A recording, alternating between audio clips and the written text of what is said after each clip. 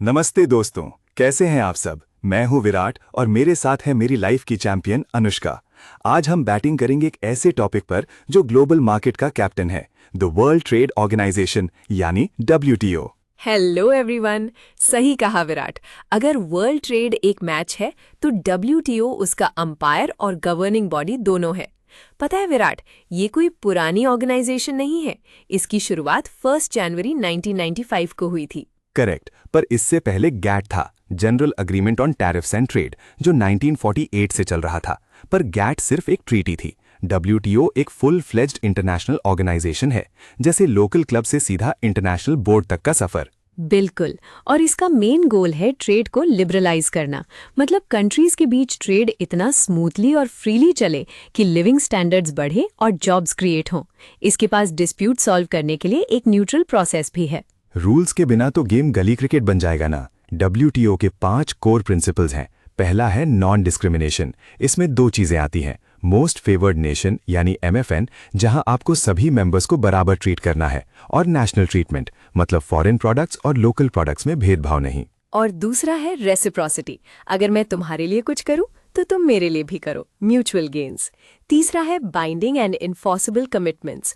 एक बार टैरिफ की सीलिंग फिक्स हो गई तो उसे फॉलो करना पड़ेगा। ट्रांसपेरेंसी भी तो है, हर मेंबर को अपने ट्रेड रूल्स पब्लिश करने होते हैं और TPRM यानी पीरियोडिक रिव्यू से गुजरना पड़ता है। और 5वां है सेफ्टी वाल्व्स। अगर कोई पब्लिक हेल्थ या एनवायरनमेंट इमरजेंसी है तो आप ट्रेड रिस्ट्रिक्शंस लगा सकते हो। स्ट्रक्चर की बात करें तो सबसे बड़ा डिसीजन मेकिंग बॉडी है मिनिस्टीरियल कॉन्फ्रेंस, जो हर 2 साल में मिलती है। डेली ऑपरेशंस जनरल काउंसिल देखती है, जो डिस्प्यूट सेटलमेंट बॉडी और ट्रेड पॉलिसी रिव्यू बॉडी का भी काम करती है।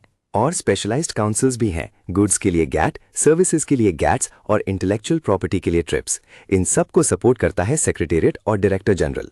पर याद रखना, सेक्रेटेरिएट डिसीजंस नहीं लेता, ये मेंबर ड्रिवन ऑर्गेनाइजेशन है। विराट, मुझे पसंद है कि WTO डेवलपिंग नेशंस और LDCs पर फोकस करता है। 2/3 मेंबर्स डेवलपिंग नेशंस हैं।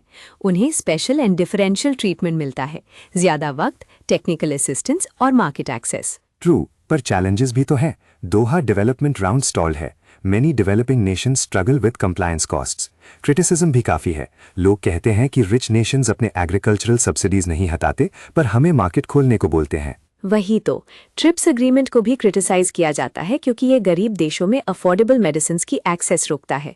और ग्रीन रूम डिस्कशंस तो बिल्कुल नॉन इंक्लूसिव लगते हैं। इकोनॉमिस्ट हाजून चैंग ने तो कमाल की बात कही थी, किकिंग अवे द लैडर। मतलब डेवलप नेशंस ने जिस प्रोटेक्शनिज्म से खुद ग्रो किया, वही लैडर उन्होंने हटा दी ताकि दूसरे ऊपर ना आ सके। इसी वजह से बायलैटरल एग्रीमेंट्स बढ़ रहे हैं। कॉम्प्लेक्स तो है, but as an academic I feel in depth details को समझना जरूरी है। विराट, हमें इन सब कॉम्प्लिकेटेड कॉन्सेप्ट्स को हैंडल करने के लिए एक स्मार्ट पार्टनर चाहिए। मैं तो अग्री करता हूं Anushka. This AI voice assistant will be my ultimate solution. Totally, this AI voice assistant will be my ultimate solution.